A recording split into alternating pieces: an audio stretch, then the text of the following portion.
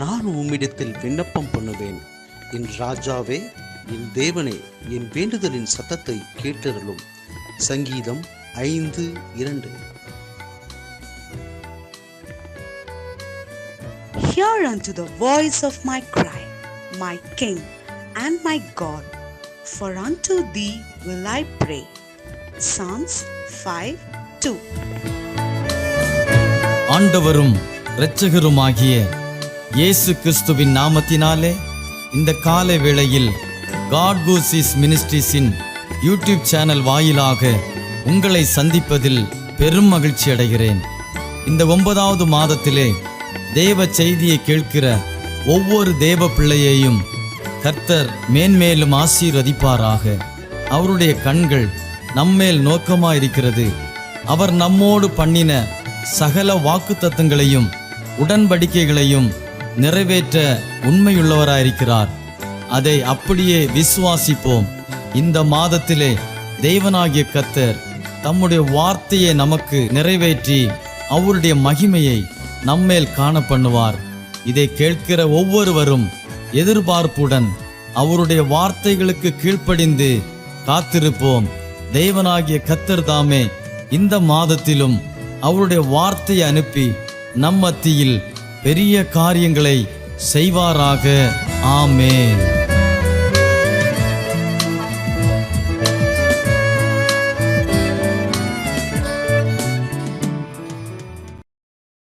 എല്ലാവർക്കും ക്രിസ്തുവിൽ വന്ദനത്തെ അറിയിക്കുകയാണ്. നമുക്ക് വേണ്ടി വൻ കാര്യങ്ങളെ പ്രവർത്തിക്കുന്ന നമ്മുടെ ദൈവം നമ്മോടുകൂടെ ഉള്ളതിനായി സ്തോത്രം ചെയ്യുകയാണ്. ഈ മാസം നമ്മുടെ ജീവിതത്തിൽ അനുഗ്രഹത്തിൻ്റെയും സമൃദ്ധിയുടെയും സമാധാനത്തിൻ്റെയും ആമേൻ വിടുതലിൻ്റെയും മാസങ്ങളായി മാറട്ടെ.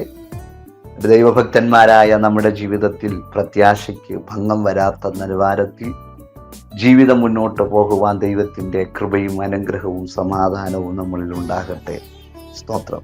നാം എത്രമാത്രം പ്രത്യാശ വയ്ക്കുന്നതിനനുസരിച്ച് അതിൻ്റെ പ്രതിഫലവും നാം ദൈവത്തോട് പ്രത്യാശ വയ്ക്കുന്ന അടുത്തനുസരിച്ച് നമ്മുടെ ജീവിതത്തിനകത്ത് പുതിയ പുതിയ വഴികളും പുതിയ പുതിയ ഉറവകളും തുറന്നു വരുന്ന മാസങ്ങളായി മാറട്ടെ എന്ന് ഞാനും ആശംസിക്കുകയും ആഗ്രഹിക്കുകയും ചെയ്യുന്നൊരു വാക്യം വായിക്കാം.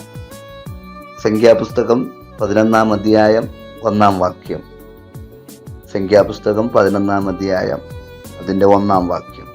അനന്തരം ജനം യഹോവയ്ക്ക് അനിഷ്ടമായത് തോന്നുമാറു പെറുപെറുത്തു. യഹോവ കേട്ടവൻ്റെ കോപം ജ്വലിച്ചു.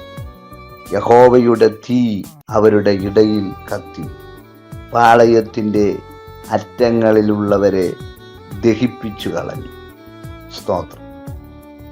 അതിൻ്റെ 2-ാം വാക്യം കൂടെ വായിക്കുന്നു. ജനം മോശയോട് നിലവിളിച്ചു. മോശ യഹോവയോട് പ്രാർത്ഥിച്ചു. അപ്പോൾ തീ കെട്ടുപോയി. അനുഗ്രഹിക്കപ്പെട്ട നല്ല സന്ദേശത്തെ ഓർത്ത് ദൈവത്തിന് നന്ദി പറയുക. 11-ാം അധ്യായം 1 മുതൽ 3 വരെയുള്ള വാക്യം ജനം പെറുപിറുക്കുന്നു. 3 മുതൽ 35 വരെയുള്ള വാക്യങ്ങൾ 11-ന്റെ 3 മുതൽ 35 വരെയുള്ള വാക്യങ്ങൾ പെറുപിറുത്തതിൻ്റെ ഫലമായി ദൈവം അവർക്ക് വേണ്ടി സ്തോത്രം അവർ ആഗ്രഹിച്ച വിഷയത്തിൽ സമൃദ്ധിയെ കൊടുക്കുന്നു, കാടയെ അയക്കുന്നു. സ്തോത്രം. ശ്രദ്ധിക്കൂ, മടങ്ങി വരാം. 1-ാം വാക്യം വായിച്ചു. ജനം യഹോവയ്ക്ക് അനിഷ്ടമായത് തോന്നുമാറും വെറുവെറുത്തു. യഹോവ കേട്ടവൻ്റെ കോപം ജ്വലിച്ച്. യഹോവയുടെ തീ അവരുടെ ഇടയിൽ കത്തി. പാളയത്തിൻ്റെ അറ്റങ്ങളിലുള്ളവരെ ദഹിപ്പിച്ചു കളഞ്ഞു. ദൈവത്തിന് അനിഷ്ടമായത് തോന്നുമാറാക്കുന്ന പിറുവിറുപ്പുകൾ മുഖാന്തരമാണ് ദൈവത്തിൻ്റെ കോപം ചൊലിക്കുവാൻ അവരുടെ ജീവിതത്തിനകത്ത് നിലവിളി ഉയരത്തക്ക തരത്തിലുള്ള തീ പുറപ്പെടാനിടയായി. ചില അനർത്ഥങ്ങൾ, ചില പ്രശ്നങ്ങൾ പെട്ടെന്ന് ഉരുത്തിരിഞ്ഞു വരത്തില്ല. ആ വിഷയം ചിലത് വെളിപ്പെടുന്നതിൻ്റെ കാരണം തിരുഹിതമില്ലാത്തത് തമ്പുരാന് ഹിതമില്ലാത്തത് ചെയ്യുമ്പോഴാണ് സ്തോത്രം അത് പ്രയാസത്തിലേക്ക്, പ്രതിസന്ധിയിലേക്ക് മാറുവാൻ ഇടയാകും. ഇസ്രായേൽ മക്കൾ മിസ്രയീമിൽ നിന്നും പുറപ്പെടുമ്പോൾ തന്നെ അവരുടെ പ്രത്യാശ, അവരുടെ ആഗ്രഹങ്ങൾ വലുതാണ്. സ്തോത്രം. ഇനി കഷ്ടമില്ല, ഇനി നിലവിളിയില്ല, ഇനി ഭാരമില്ല. ഇവിടെ മോശ ഉപദേശിച്ചതുപോലെയുള്ള ഒരൊറ്റ വാർത്ത അനുഗ്രഹം, നന്മ, പാലും തേനും ഒഴുകുന്ന. പക്ഷേ ഈ അനുഗ്രഹം മാത്രം കേട്ട് പുറപ്പെടുമ്പോൾ ഇതിൻ്റെ പിന്നിൽ ഒരു ഭയങ്കര ശൂന്യത, പ്രതിസന്ധി, കയ്പ് പോലെ ജീവിതത്തിനകത്ത് പ്രാണന് പോലും അപകടകരമാകുന്ന വിഷയങ്ങൾ വരുമെന്ന് പോലും ജനത്തിനറിയത്തില്ലായിരുന്നു. ഇത് കേട്ട് പുറപ്പെടുമ്പോൾ അവരുടെ ജീവിതം അവർ ആഗ്രഹിച്ച നിലവാരത്തിലേക്ക് എത്താത്തതിനാൽ സ്തോത്രം പിറുപിറുപ്പ് വീഴുവാനിടയാണ്. നേതൃത്വം നയിക്കുന്ന ഭക്തന് വിരോധമായി പിറുപിറുക്കുമ്പോൾ ആ പിറുപിറുപ്പ് ദൈവസന്നിധിയിലേക്ക് എത്തുന്നു. ആ പിറുപിറുപ്പ് പല മേഖലകളും അവരുടെ വഴിയെ തടഞ്ഞു. അവരുടെ ജീവിതത്തെ സ്തോത്രം വലിയ അന്ധകാരത്തിലേക്ക് ആക്കത്തക്ക തരത്തിൽ ദൈവത്തിന് വിപരീതമായി ചെയ്യുന്നതിനാൽ അവരുടെ ജീവിതത്തിനകത്ത് ഒത്തിരി പ്രതിസന്ധികൾ ഉളവാക്കുവാനിടയായി തീർന്നു. അപ്പോൾ അങ്ങനെയുള്ള പിറുപിറുപ്പ് മുഖാന്തരം അവരുടെ ജീവിതത്തിനകത്ത് ദൈവം അവരുടെ പിറുപിറുപ്പുകളെ സ്തോത്രം മനസ്സിലാക്കിയിട്ട് അതിൻ്റെ നടുവിൽ പ്രാർത്ഥിക്കുന്ന മോശയുടെ പ്രാർത്ഥന കേട്ട് അതിന് ശമനം വരുത്തിയിട്ടുണ്ട്, ശാന്തത വരുത്തിയിട്ടുണ്ട്. അങ്ങനെ 11-ാം അധ്യായത്തിലും വരപ്പെടുമ്പോൾ സ്തോത്രം ദൈവത്തിൽ നിന്നും പ്രാർത്ഥിച്ച് ലഭിച്ചതായ അതും പിറുപിറുപ്പ് മുഖാന്തരം സ്വർഗത്തിൽ നിന്നും മന്ന ലഭിക്കുകയും അത് കഴിച്ചു മടുപ്പായിരിക്കപ്പെടുമ്പോഴും സ്തോത്രം ദൈവത്തിന് വിപരീതമായി, മോശയ്ക്ക് വിരോധമായി പിറുപിറുക്കുവാനിടയായി. ആ പിറുപിറുപ്പ് സ്തോത്രം ദൈവത്തിൻ്റെ കോപത്തെ ജ്വലിപ്പിക്കുവാനിടയായി. ആ കോപമാണ് അവരുടെ ജീവിതത്തിനകത്ത് തീയായി അവർ ഇരിക്കുന്ന പട്ടണത്തിൻ്റെ അറ്റത്തോളം ദഹിപ്പിക്കുവാനിടയായി. അവിടെയും ഒരു പ്രാർത്ഥനക്കാരൻ എഴുന്നേറ്റ് ആ പ്രതിസന്ധികളെ ശമനപ്പെടുത്തുവാൻ ഇടയായി തീർന്നു. ശ്രദ്ധിക്കൂ. അപ്പോൾ ചില വിഷയങ്ങൾ ക്ലിയറായി നമ്മൾ ആഗ്രഹിക്കുന്ന സമയത്ത് നടക്കാതിരിക്കപ്പെടുമ്പോഴും നമ്മുടെ ജീവിതത്തിനകത്ത് തെറ്റായ ചിന്തകൾ അല്ലെങ്കിൽ തെറ്റായ മേഖലകൾ അത് പ്രയാസകരമായി മാറുമ്പോഴാണ് നമ്മൾ പോലും അറിയാൻ പറ്റാത്ത വിഷയങ്ങൾ, അനർത്ഥങ്ങൾ, പ്രതിസന്ധികൾ പ്രതികൂലമായി വരുവാൻ കാരണം പിറുപിറുപ്പാണ്. അപ്പോൾ നമുക്ക് നമ്മുടെ ജീവിതത്തിൽ വെളിപ്പെടേണ്ടതായ വിഷയങ്ങൾ സ്തോത്രം ഒരു പിറുപിറുപ്പിന് ഇടയാകാതിരിക്കണമെങ്കിൽ നമ്മൾ കർത്താവിൻ്റെ ആലോചന അനുസരിച്ച് നമ്മൾ കർത്താവിൻ്റെ ഹിതമനുസരിച്ച് മുന്നോട്ട് പോയാൽ അതൊരനുഗ്രഹമായി മാറുമെന്നുള്ള കാര്യം മറന്നു പോകരുത്. 11-ാം അധ്യായം 1-ാം വാക്യം നമ്മൾ വായിച്ചു. പക്ഷേ സ്തോത്രം അത് 10-ാം അധ്യായം 33-ാം വാക്യം വായിക്കപ്പെടുമ്പോൾ കാണുവാൻ സാധിക്കുന്നത് ഇങ്ങനെയാണ്.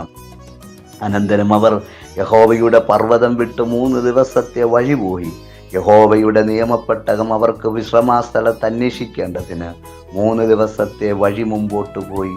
പാളയം പുറപ്പെട്ടപ്പോൾ യഹോവയുടെ മേഘം പകൽ സമയം അവർക്ക് മീതെ ഉണ്ടായി. നോക്കൂ, അങ്ങനെ ആ 3 ദിവസത്തെ വഴിയാത്രയിൽ സാഹചര്യങ്ങൾ അനുകൂലമല്ലാത്തത് കൊണ്ട് ജനം പിറുപിറുക്കുവാനും ആവലാതിപ്പെടുവാനും തുടങ്ങി. ഒന്ന്, മിസ്രയീമിൻ അടിമത്തത്തിൽ നിന്നുള്ള തങ്ങളുടെ വിടുതലിനായി തങ്ങൾക്ക് വേണ്ടിയുള്ള ദൈവത്തിൻ്റെ വീര്യപ്രവൃത്തികളും അവർ എത്ര വേഗം മറന്നു. അവർ ദൈവത്തിൽ ആശ്രയിക്കുകയോ തങ്ങളുടെ ജീവിതത്തെയും ഭാവിയെയും ദൈവത്തിന് സമർപ്പിക്കുകയോ ചെയ്തില്ല. ആയതിനാൽ അവരുടെ ജീവിതത്തിനകത്ത് പ്രതിസന്ധികൾ പിറുപിറുപ്പായി മാറി അത് ദൈവത്തിന് കോപം ജ്വലിപ്പിക്കുവാൻ ഇടയായി. നമ്മുടെ ജീവിതത്തിൽ ചിലതൊക്കെ മറക്കുമ്പോൾ ദൈവം ചെയ്ത നന്മകൾ, ദൈവം ചെയ്തതായ വഴികൾ, ദൈവം ചെയ്ത അത്ഭുത സ്തോത്രം സാധ്യതകളൊക്കെ നമ്മൾ മറക്കുമ്പോഴാണ് സ്തോത്രം നമ്മുടെ ജീവിതത്തിൽ അറിയാതെ പറയുന്ന വാക്കുകൾ, അറിയാതെ പറയപ്പെടുന്ന സ്തോത്രം വാക്കുകൾ അത് ദൈവസന്നിധിയിൽ പ്രയാസകരമായി മാറുന്നത്. അതുകൊണ്ട് നമ്മുടെ വഴികളെ നമ്മുടെ ചിന്ത കൊണ്ട് അടയ്ക്കരുത്. നമുക്ക് വരേണ്ട അനുഗ്രഹങ്ങളെ നമ്മുടെ വാക്കുകൾ കൊണ്ട് അടയുവാൻ അനുവദിക്കരുത്. സ്തോത്രം. അതിൻ്റെ 11-ാം അധ്യായം 20-ാം വാക്യത്തിലേക്ക് മടങ്ങി വരുമ്പോൾ കാണുവാൻ സാധിക്കുന്നു. സ്തോത്രം. അവർ ദൈവസന്നിധിയിൽ പിറുപിറുത്തതിനാൽ, ദൈവസന്നിധിയിൽ സ്തോത്രം ജീവിതത്തിനകത്ത് ഒരു ഭയങ്കര നിലവിളി ഉയരുവാനിടയായി തീർന്നു. ആ നിലവിളിയുടെ നടുവിൽ മോശ പ്രാർത്ഥിക്കാൻ തുടങ്ങി. മോശ പ്രാർത്ഥിച്ചു. അവർ അഭിമുഖീകരിച്ച വിഷയം സ്തോത്രം തീ കെട്ടുപോകാനിടയായി. ഇന്ന് പകലിൽ ഞാൻ നിങ്ങളോട് പറയാം, എത്ര സ്തോത്രം നമുക്ക് പോലും അണയ്ക്കാൻ പറ്റാത്ത, നമുക്ക് പോലും പരിഹരിക്കാൻ പറ്റാത്ത സ്തോത്രം നമ്മുടെ വിഷയത്തെ നമ്മളെക്കാളും അറിവും നമ്മളെക്കാളും നന്നായിട്ട് വലിയ മാന്യതയും സ്തോത്രം ഉള്ള വ്യക്തികൾക്ക് പോലും പരിഹരിക്കാൻ കഴിയാത്ത വ്യക്തികൾ, അധികാരി അതിൻ്റെ സ്ഥാനമാനങ്ങളെ അഭിമുഖീകരിക്കുന്ന വ്യക്തികൾക്ക് പോലും നമ്മുടെ വിഷയത്തെ പരിഹരിക്കാൻ കഴിയത്തില്ല. അതിനകത്ത് അത് ശമിക്കുവാൻ, ശാന്തതപ്പെടുത്താൻ കഴിയത്തില്ല. പക്ഷെ ആ വിഷയത്തിലൊരു ശാന്തത വരണമെങ്കിൽ, നമ്മുടേതായ വിഷയത്തിലൊരു ആശ്വാസം വരണമെങ്കിൽ സ്തോത്രം നമുക്ക് വേണ്ടി ഇടിവിൽ നിൽക്കുന്ന പ്രാർത്ഥനക്കാരെ സ്തോത്രം വിളിക്കണം, പ്രാർത്ഥിക്കണം. സ്തോത്രം. ഹല്ലേലൂയ. മോശ പ്രാർത്ഥിക്കാൻ തുടങ്ങി. എങ്ങനെയാ പ്രാർത്ഥിക്കാൻ തുടങ്ങിയത്? ഈ വിഷയം അവർക്ക് പരിഹരിക്കാൻ പറ്റാത്തതിനാൽ നിലവിളിച്ചു. ആ നിലവിളി മുഖാന്തരം സ്തോത്രം പ്രാർത്ഥന ഉയർന്നു. ഇന്ന് പകലിൽ നമുക്ക് പരിഹരിക്കാൻ പറ്റാത്ത, നമുക്ക് പോലും അണയ്ക്കാൻ പറ്റാത്ത വിഷയത്തിൽ നിലവിളി ഉയർന്നെങ്കിൽ ആ നിലവിളി സ്തോത്രം ശാന്തമാകണമെങ്കിൽ പ്രാർത്ഥന ഉയരണം. പ്രാർത്ഥന ഉയർന്നാൽ ഇന്ന് രാത്രിയിൽ പറയാം, എത്രാളിക്കത്തുന്ന തീ മേഖല പ്രശ്നമായാൽ എത്രാളിക്കത്തുന്ന തീ പോലെ ആ തീയെ അണയ്ക്കാൻ പ്രാർത്ഥന മാത്രം. വലിയ തീയെ വെള്ളം കൊണ്ടണയ്ക്കുന്നത് പോലെ സ്തോത്രം. ഹല്ലേലൂയ. അത് അണയ്ക്കത്തക്ക തരത്തിലുള്ള സംവിധാനങ്ങൾ നമ്മുടെ മുമ്പിലൊക്കെ ഉണ്ടാകപ്പെടുമ്പോഴും അതിവേഗത്തിൽ നമ്മുടെ ഇതുപോലെയുള്ള പൊങ്ങുന്ന പ്രശ്നങ്ങൾ അണയ്ക്കാൻ കഴിയുന്നതൊന്നേ ഉള്ളൂ, അത് പ്രാർത്ഥനയാണ്. പ്രാർത്ഥനയാൽ കഴിയാത്തതൊന്നുമില്ല. പ്രാർത്ഥനയിൽ 6 ലക്ഷത്തിൽ ജനം സ്തോത്രം അനുഭവിക്കുന്നതായ നിലവിളികളെ ഒറ്റ പ്രാർത്ഥന, മനുഷ്യന്റെ പ്രാർത്ഥന മുഖാന്തരം ആ തീ കെട്ടുപോകാനിടയായി. ഈ മാസത്തിൽ ഞാനൊരൊറ്റ ദൂത് പറയാൻ, കഴിഞ്ഞ നാളുകൾ നിങ്ങൾ അഭിമുഖീകരിച്ച വിഷയത്തെ കെടുത്തുന്നതായി മാറണം നമ്മുടെ പ്രാർത്ഥന. ആ പ്രാർത്ഥന ഇനി അടുത്ത ദിവസങ്ങളിൽ ചില വിടുതലുകൾ കേൾക്കണം. ചില വിടുതലുകൾ കേൾക്കുകയല്ല, കാണണം. സ്തോത്രം. അവർ ആഗ്രഹിച്ചു. മന്ന കഴിച്ചു മടുത്തു. സ്തോത്രം. ഹല്ലേലൂയ. എന്നാൽ മിസ്രൈമിയുടെ ചിന്ത ഓടി വന്നു. നല്ലൊരു ഭക്ഷണം കഴിക്കാൻ, ഇറച്ചി കഴിക്കാം. പക്ഷേ എന്തു സംഭവിച്ചു? ഒരു ദിവസം കഴിക്കത്തക്ക തരത്തിലല്ല, 5 ദിവസം കഴിച്ച് തൃപ്തി അടങ്ങത്തക്ക തരത്തിലില്ല ദൈവപ്രവൃത്തി വെളിപ്പെട്ടത്. 20 ദിവസം കഴിച്ച് തൃപ്തി അടക്കപ്പെടാനുള്ളതല്ല ദൈവം ചെയ്തത്. 1 മാസത്തോളം കഴിച്ചു മൂക്കിൽ നിന്നും പുക പൊങ്ങത്തക്ക തരത്തിൽ എന്ന് പറഞ്ഞ കഴിച്ചു ഓർക്കാനം വരത്തക്ക തരത്തിലുള്ളതായ വിടുതലാണ് സ്വർഗം അയച്ചത്. ഇന്ന് പകലിൽ ഞാൻ നിങ്ങളോട് ശക്തമായി പറയാം, ദൈവ പൈതലേ, നമ്മൾ അഭിമുഖീകരിക്കുന്ന വിഷയം കൊണ്ട് സ്തോത്രം. ഹല്ലേലൂയ. നിലവിളി അല്ലെങ്കിൽ പ്രശ്നം വന്ന് നിലവിളികൾ ഉയരപ്പെടുമ്പോഴും ഞാൻ പറയാം, നമ്മൾ ആഗ്രഹിച്ചതിനേക്കാൾ അപ്പുറമായി സ്തോത്രം. ഇസ്രായേൽ മക്കൾ കുറച്ച് ദിവസം മാത്രം കഴിക്കാമെന്നല്ല, ഒറ്റ മാസം അവർ ഒരു ദിവസം ആഗ്രഹിച്ചു, അല്ലെങ്കിൽ 1-2 ദിവസം ആഗ്രഹിച്ചില്ല, 1 മാസത്തോളം എന്ന് പറയുന്നത് പോലെ സ്വർഗത്തിലെ തമ്പുരാൻ നമ്മുടെ വിഷയത്തിൽ ആമേൻ സ്തോത്രം ആമേൻ ഒരു ദിവസമോ ഒരു മാസമോ ഒരു വർഷമോ ആമേൻ സ്തോത്രം ആമേൻ ഹല്ലേലൂയ തൃപ്തി അടങ്ങാത്തതല്ല, ആമേൻ ജീവപര്യന്തത്തോളം ആമേൻ സമൃദ്ധിയായി നടത്തുന്ന ഒരു തമ്പുരാൻ നമുക്കുണ്ട്. അതുകൊണ്ട് ഇന്ന് പകലിൽ ആമേൻ തമ്പുരാൻ അനിഷ്ടമായത് ചിന്തിക്കാതെ, തമ്പുരാൻ അനിഷ്ടമായത് പ്രവർത്തിക്കാതെ, സ്തോത്രം ആ അനിഷ്ടമായത് പ്രവർത്തിച്ച് തമ്പുരാന് കോപം അയച്ച് അത് അനർത്ഥമായി മാറാതിരിപ്പാൻ ഈ ദിവസങ്ങളിൽ നമ്മളെ തന്നെ കണ്ടുണർന്നു ദൈവകരങ്ങളിലേക്ക് ഏൽപ്പിക്കുന്നുവെങ്കിൽ സ്വർഗത്തിലെ തമ്പുരാൻ വൻ കാര്യങ്ങളെ ചെയ്യും. സംഖ്യാപുസ്തകം 11 അധ്യായം 20 വാക്യം കൂടെ വായിക്കുന്നു. ഒരു മാസം മുഴുവനും തന്നെ ആമേൻ അത് നിങ്ങളുടെ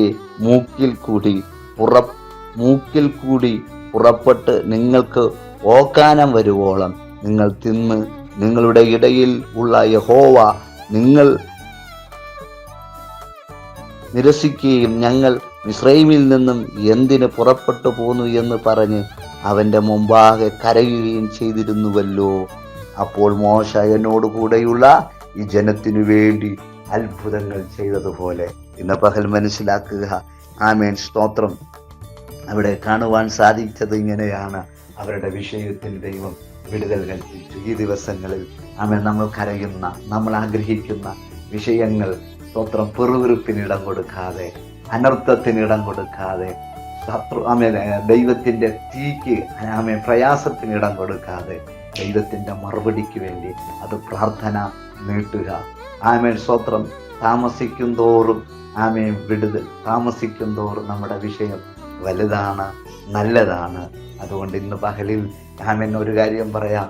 ഏതൊക്കെ വിഷയങ്ങൾ പൊങ്ങിയാലും ആമേൻ തീയെ അണപ്പിക്കുന്ന വെള്ളം അത് അണഞ്ഞു കെട്ടുപോകുന്നത് പോലെ നമ്മുടെ പ്രാർത്ഥനകളെ ഇന്ന് പകലിൽ ചില മറുപടിയായി നമ്മുടെ പ്രാർത്ഥന സ്തോത്രം ചില പ്രശ്നത്തെ കെടുത്തിക്കളയുകയും നമുക്ക് വേണ്ടി ചില മറുപടിയും തരുന്നതായി മാറുന്ന ദിവസങ്ങളായി മാറട്ടെ. ഈ മാസം അത്ഭുതത്തിൻ്റെ, വിടുതലിൻ്റെ, അനുഗ്രഹത്തിൻ്റെ മാസമായി മാറട്ടെ എന്ന് ആശംസിച്ചുകൊണ്ട് നിർത്തുന്നു. ദൈവം നമ്മെ അനുഗ്രഹിക്കട്ടെ. ദൈവം നമ്മെ അനുഗ്രഹിക്കട്ടെ.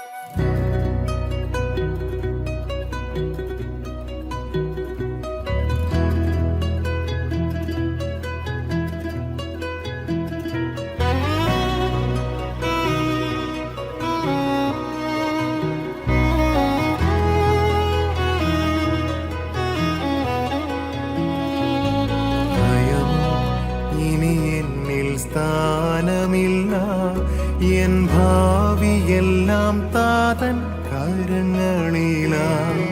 നിരാശ ഇനി എന്നെ തൊടുകയില്ല, പ്രത്യാശയാൽ അനുദിനം വർദ്ധിക്കട്ടെ. ഭയമോ ഇനി എന്നിൽ സ്ഥാനമില്ല, എൻ ഭാവിയെല്ലാം താതൻ കരങ്ങളിലാണ്. നിരാശ ഇനി എന്നെ തൊടുകയില്ല, പ്രത്യാശയാൽ അനുദിനം വർദ്ധിക്കട്ടെ. യാഹേ അങ്ങെന്നുമെൻ ദൈവം, തലമുറ തലമുറയാ. യാഹേ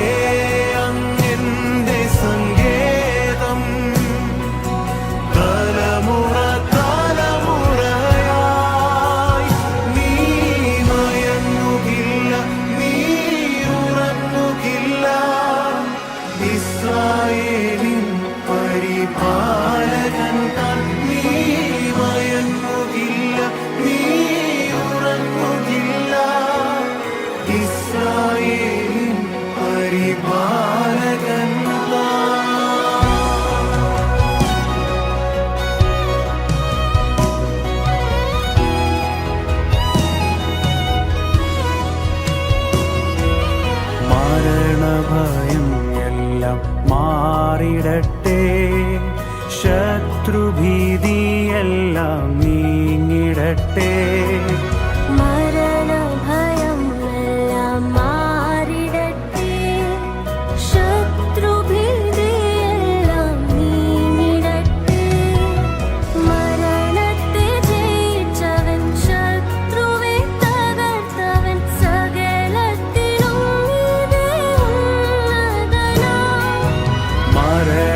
ജയിച്ചവൻ, ശത്രുവെ തകർത്തവൻ, സകലത്തിനും